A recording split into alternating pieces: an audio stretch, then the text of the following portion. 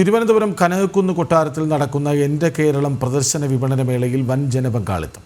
250 സ്റ്റാളുകളാണ് 6 ദിവസത്തെ മേളയിൽ ഉൾപ്പെടുത്തിയിരിക്കുന്നത്. സംസ്ഥാന സർക്കാരിൻ്റെ 4ാം വാർഷികത്തിൻ്റെ ഭാഗമായാണ് പ്രദർശന വിപണന മേള സംഘടിപ്പിച്ചിരിക്കുന്നത്.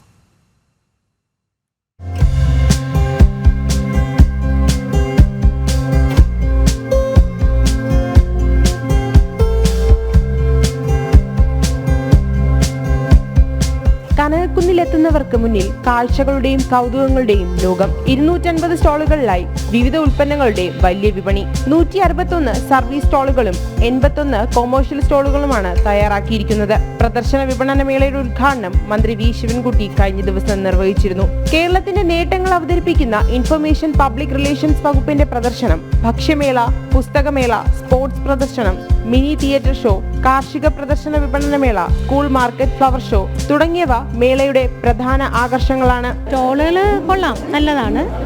കൊച്ചുമോളെയും കൊണ്ട് ആദ്യമായിട്ടാണ് ഇവിടെ ഇറങ്ങിയത്. അവൾക്ക് വന്നപ്പം തന്നെ ഒരു അംഗൻവാടിയിലുള്ളൊരു അനുഭവം, നല്ലൊരു അനുഭവമാണ് അവൾക്ക് കിട്ടിയത്. എല്ലാം അവൾക്ക് നല്ല ഇഷ്ടമായത്. കണ്ടു തീർന്നില്ല, നമ്മൾ കണ്ടു തുടങ്ങിയതേ ഉള്ളൂ.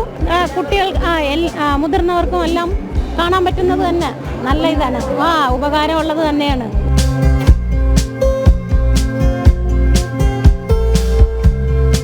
ഫയർഫോഴ്സിന്റെ പുതിയതും പഴയതുമായ വിവിധ സുരക്ഷാ ഉപകരണങ്ങളുടെ പ്രവർത്തന രീതിയും ജനങ്ങൾക്കായി വിശദീകരിക്കുന്ന പ്രദർശനത്തിനും കാഴ്ചക്കാരേറെ. ഫയർ ആൻഡ് റെസ്ക്യൂ സർവീസ് കേരളയുടെ തിരുവനന്തപുരത്തിൻ്റെ സ്റ്റാളാണ്. നമ്മൾ 2 പോർഷനായിട്ടാണ് ഇത് ക്രമീകരിച്ചിരിക്കുന്നത്.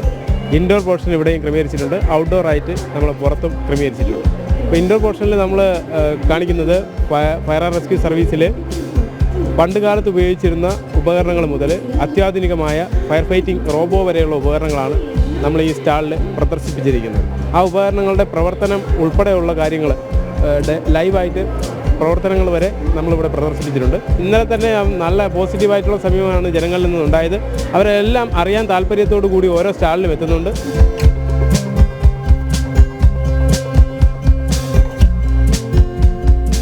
ഭിന്നശേഷിക്കാരായ സന്ദർശകർക്ക് സുഗമമായി സഞ്ചരിക്കുന്നതിന് പ്രത്യേക റാമ്പും സജ്ജമാക്കിയിട്ടുണ്ട്. മേളയിലെത്തുന്നവർക്ക് രുചികരമായ ഭക്ഷണമൊരുക്കാൻ 8000 ചതുരശ്ര അടിയിൽ കുടുംബശ്രീ അടക്കമുള്ള ഫുഡ് കോർട്ടുകളും സജ്ജം. ഒരേ സമയം 250 പേർക്ക് ഇരുന്ന് ഭക്ഷണം കഴിക്കാവുന്ന വിധമാണ് ഫുഡ് കോർട്ട് തയ്യാറാക്കിയിരിക്കുന്നത്.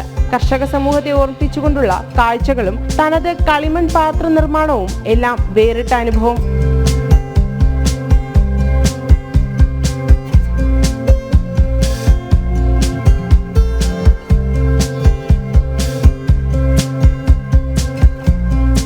മേളയോടനുബന്ധിച്ച് പ്രശസ്ത കലാകാരന്മാർ അണിനിരക്കുന്ന കലാപരിപാടികളും വൈകുന്നേരങ്ങളിൽ നടക്കുന്നുണ്ട്.